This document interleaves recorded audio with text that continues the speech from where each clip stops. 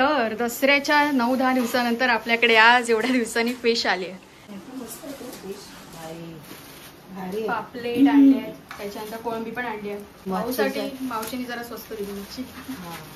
मावशी माझी लाडाची. आई किती वेट करत होतो यार. तेच ना, तेच नाही जमत बाबा मासोळी शिवाय. खाना ही हजम ही नहीं होता है. खाता खाना ही नहीं लगता है भाई साहब. तेच आज मस्त फिशचा मेन्यू आहे आपल्याकडे. ते तुमच्यासोबत छान अशी रेसिपी सुद्धा शेअर करणार आहे. कोळंबी अंडे आणि त्याच्यानंतर पापलेट पण अंडे, हे सगळ्यांना स्वच्छ करून घेतो. कोळंबीचा बिना वाटण्याचा रसा करतो आपण, एकदम भारी लागतो. आणि एका बाजूला पापलेट फ्रायची रेसिपी सुद्धा तुमच्यासोबत शेअर करते. सहजच ही गोष्ट तुम्हाला सांगावीशी वाटते म्हणून बोलते की आमचं आहे ना मच्छी मार्केट आहे कांदिवलीमध्ये. म्हणजे पप्पा होते ना, पप्पा गावावरून आले मुंबईला तेव्हापासून, म्हणजे पप्पा स्कूलमध्ये होते तेव्हापासूनच पप्पा मच्छी मार्केट करायला लागले. म्हणजे ज्या मच्छींची नावं सुद्धा माहीत नाहीत आणि एकदम भल्या मोठ्या अवाढव्य मच्छी असे सुद्धा पप्पा कट करायचे आणि स्वतः विकायचे. आणि पप्पांकडे जास्त गिऱ्हाईक असायचं कारण पप्पा एकदम सुपर डुपर फ्रेश मच्छी आणायचे नेहमी. मलाड, वर्सोवा अशा बऱ्याच ठिकाणावरून. आम्ही पण स्कूलमध्ये होतो ना तेव्हा आम्ही सुकी मच्छी विकायचो. कोळंबीचा रसा करण्यासाठी याच्यामध्ये बेसिक गोष्टीच घेतलेल्या आहेत. कोळंबी घेतलेली आहे फ्रेश साफ करून, त्याच्यानंतर कोथिंबीर, मिरची, परत तेल घेतलेलं आहे, मसाले घेतलेले आहेत, हळद, परत आगळ घेतलेला आहे कोकमाचा. आता कोकमाच्या आगळऐवजी कोकम, आंबाट किंवा म्हणजेच आमसूल किंवा लिंबू सुद्धा चालेल. त्याच्यामध्ये सगळं मिक्स करून घ्यायचं आणि रसा रेडी. मीडियम टू लो फ्लेमवरती रसा एक साईडला शिजतच आहे तोपर्यंत मी पापलेट फ्राय करून घेते. मिठामध्ये घेतलेलं आहे कोकमाचं आगळ, हळद, मालवणी मसाला. मालवणी मसाल्याच्या ऐवजी लाल तिखट कोणताही मसाला चालू शकतो. मिक्स करून घेऊया. त्याच्यामध्ये थोडंसं तेल ॲड करूया. आता मी इकडे ना बेसनचं पीठ ॲड करणार आहे या मसाल्यामध्ये. आता हे ऑप्शनल आहे. आपण जेव्हा रव्याचं कोटिंग करतो ना त्याच्यामध्ये बेसनचं पीठ ॲड केलं तरी चालेल, पण थोडंसं टेस्ट अजून वाढावी म्हणून मी या मसाल्यांमध्ये बेसनचं पीठ ॲड करते. पापलेटला दोन्ही साईडने छान कट मारलेले आहे जेणेकरून मसाला पूर्ण आतमध्ये जाईल. आणि त्याच्यानंतर हा सगळा मसाला व्यवस्थित लावून घ्यायचा आहे दोन्ही बाजू. पापलेटच्या आतल्या बाजूला सुद्धा मसाला भरायचा थोडाफार, म्हणजे अजून टेस्ट लागते. आणि एकदम प्लेन असं करून टाकायचं, म्हणजे एक्स्ट्राचा मसाला राहायला नको जसा या साईडला राहिला आहे. पूर्ण प्लेन करून घेऊया, म्हणजे तेलामध्ये जेव्हा आपण पापलेट किंवा कोणतीही फिश फ्राय करतो तेव्हा एक्स्ट्राचा मसाला उरत नाही आणि तो करपत सुद्धा नाही, प्रॉपर शिजतो सुद्धा. आता उरलेले दोन्ही पापलेट सेम पद्धतीने मॅरिनेट करून घेते. भात नाही काढायचे, तांदूळ काढायचे, ते टोपात काढा. टोप देना काढून. टोप दुपार कालचा पहिले काय भात आहे का बघ. ते तुझं काम आहे, नंतर बोलू नको. नंतर तुझं काम वगैरे नाही. नंतर मम्मी हे बघ, तुझं माझं करायचं नाही. ह्या घराच्या राहतात ना तरी सगळ्यांनी सहभाग घ्यायचा. नंतर तू आणि तू दोघीच नडत बसतात. मला नडायची इच्छा नाहीये कोणाची. बोलते हा एवढे 2 टोपात घातले ते तेवढे 3 टोपात घातले. म्हणूनच बोली चेक कर आतमध्ये किती काय टोप चालला तो.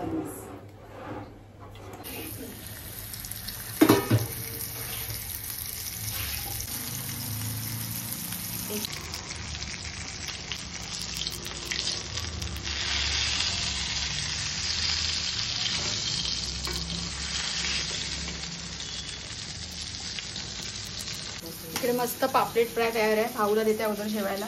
आणि चपाती वरायसाठी ठेवलंय की थोडंसं काय त्याचा मसाला बिसाला लागेल ते, पण ऑइल कमी आहे त्याच्यामध्ये बघ, एकदम कमी आहे ऑइल टेस्ट. आणि मस्त झालंय. मसाले पण थोडं कमीच लावलंय कारण ते उरतं ना, आणि उरलं की मला पुरल्या जातात. तर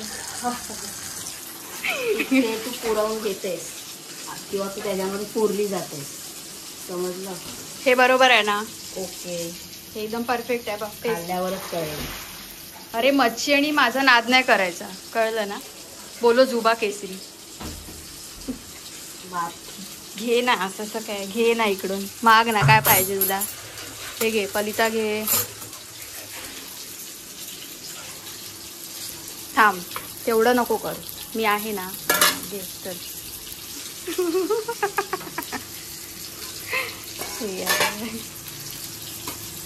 स्टंटमॅन आहे आम्ही, किचन क्वीन. ते वेगळ्या प्लेटमध्ये घे पापलेट, म्हणजे ओलं नाही होणार. वेगळ्या प्लेटमध्ये घे. जाऊ, मला ओलं करायचं. ठीक आहे. टिंब टिंब. काय बोललास तू आता? नाही, आता वाढताना काय बोललास? खूप छान दिसतं. मला काय बोलतो, भातावर हेच आहे, मी मच्छी साफ करवते. मला काय बाहेरून ऐकायला आलं की कोळंबीचा रस्सा, पापलेट फ्राय आणि भात हा आजचा मेन्यू असणार आहे. आणि आता विचारतोय एवढंच आहे भातावर. वा वा, पापलेट आणि कोळंबीचा रस्सा. शिकले का बरोबर. मम्मीला तेच टेन्शन असतं पहिले तर. चांगलं झालं ना. माझ्या फेसकडे बघून असं वाटतं ना की मी काहीतरी असा मेकअप केलाय ना मम्मी. पूर्ण असं मेकअप केल्यासारखं वाटतंय बघ ना. फाउंडेशन किंवा असं काहीतरी लावल्यासारखं वाटतंय आणि स्क्रीनवरती तर खूपच जास्त वाटतंय. आणि मेन म्हणजे ना माझ्याकडे असा चांगला फेस वॉश नव्हता इतके दिवस झाले. काल परवा जस्ट असते ना बघत होती म्हणजे ऑनलाईन काय मला फेस वॉश चांगला मिळतोय का विथ रिव्ह्यूज. हे असतं की मी काही पण प्रोडक्ट घेऊ पण पहिले त्याचे रिव्ह्यूज बघू की कोणी ऑर्डर केलाय का, प्रोडक्टच्या बाबतीत काय आहे की त्यांना कसा वाटला तो प्रोडक्ट, त्यांनी तो यूज करून बघितलाय का. तर त्याच्यानंतर तुम्ही विचार नाही करू शकत म्हणजे मी इतके रिव्ह्यूज कोणत्याच प्रोडक्ट बद्दल आज बघितले नव्हते. 3000 रिव्ह्यूज, 3000 लोकांनी फोटोज पोस्ट केले होते की आम्हाला हे प्रॉडक्ट खूप जास्त आवडलंय. आणि म्हणून मी फक्त आज एक दिवस झाला मी एकदाच फक्त हे स्किनवरती अप्लाय केलं आणि मला हा रिझल्ट मिळालाय. म्हणजे खरंच खूप चांगलं वाटतंय म्हणून मी तुमच्यासोबत पण हे शेअर करते. मेन म्हणजे हे सिम्पलचं रिफ्रेशिंग फेशियल वॉश.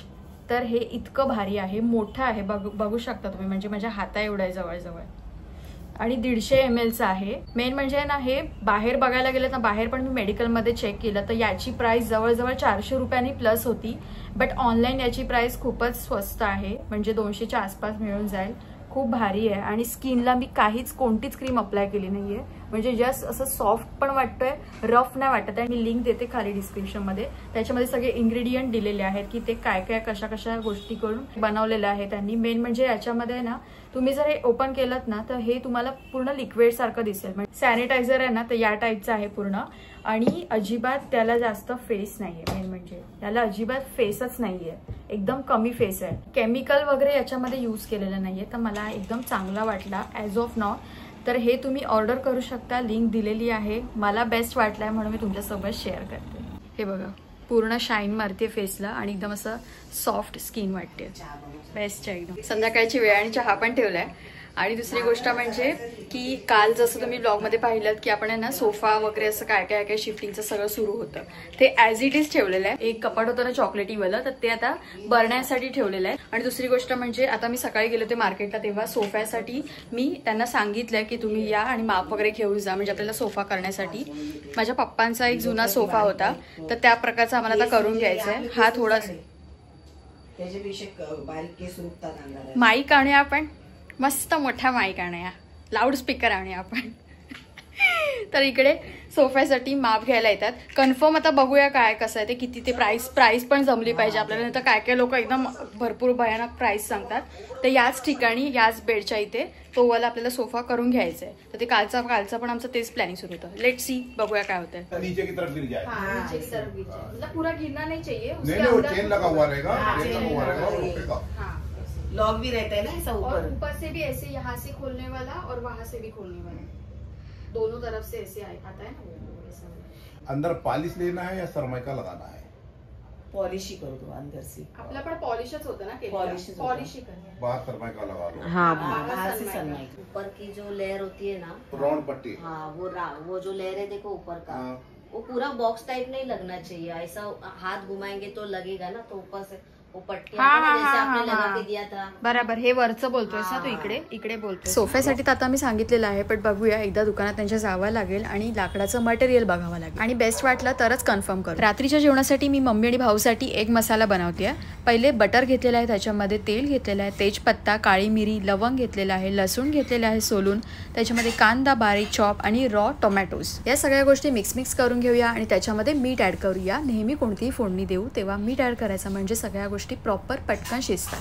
मिक्स करून झाल्यानंतर 2 ते 3 मिनिटांसाठी झाकण मारून ओपन करून घेऊयात. कांदा टोमॅटो अगदी छान शिजलेला आहे. काजू मी थोडे लेट ऍड केले पण करायचे आहेत आणि लाल तिखट सुद्धा ऍड करायचं आणि त्याची प्युरी करून घ्यायची. सेम पॅन मध्ये घेतलेला आहे ऑइल, त्याच्यामध्ये हळद, मसाला, अंडी शिजवून त्याच्यामध्ये बाहेरूनच कट मारलाय. तुम्हाला प्रॉपर मधून कट मारायचा असेल तरी सुद्धा चालेल. अंडी काढून त्याच्यामध्ये कांदा बारीक चॉप करून घेतलेला आहे. तो शिजून झाल्यानंतर त्याच्यामध्ये आपण केलेली सगळी प्युरी ऍड करायची आहे आणि छान मिक्स करून घ्यायचं आहे. म्हणजे ना एक मसाल्याला एकदम क्रीमी आणि छान असा काजूचा मस्त असा फ्लेवर येतो. क्रीमी कलर आलाय आणि टेक्स्चर सुद्धा खूप मस्त वाटतंय. आता हे पूर्ण मिक्स करून झाल्यानंतर 2 मिनिटांसाठी झाकण ठेवून ऑइल सुटेपर्यंत ठेवून द्यायचं. मिक्स करून घ्यायचं पुन्हा आणि त्याच्यामध्ये पाणी ऍड करायचं जेवढं आपल्याला हवं आहे. धणे पावडर ऍड केली, हळद आणि लाल तिखट, दॅट्स इट. अजून कोणतेही मसाले यूज करायचे नाहीयेत. एक्स्ट्रा तुम्हाला करायचे असतील तरी चालेल. सगळ्या गोष्टी छान मिक्स करून घेऊया आणि आत्ता याला प्रॉपर कलर आलेला आहे. 2 मिनिटासाठी झाकण ठेवून देऊया. पुन्हा छान उकळी आली की पुन्हा मिक्स करून घेऊया. आता आपला संपूर्ण हा मसाला शिजलेला आहे. याच्यामध्ये आपण फ्राय केलेली अंडी ॲड करूया.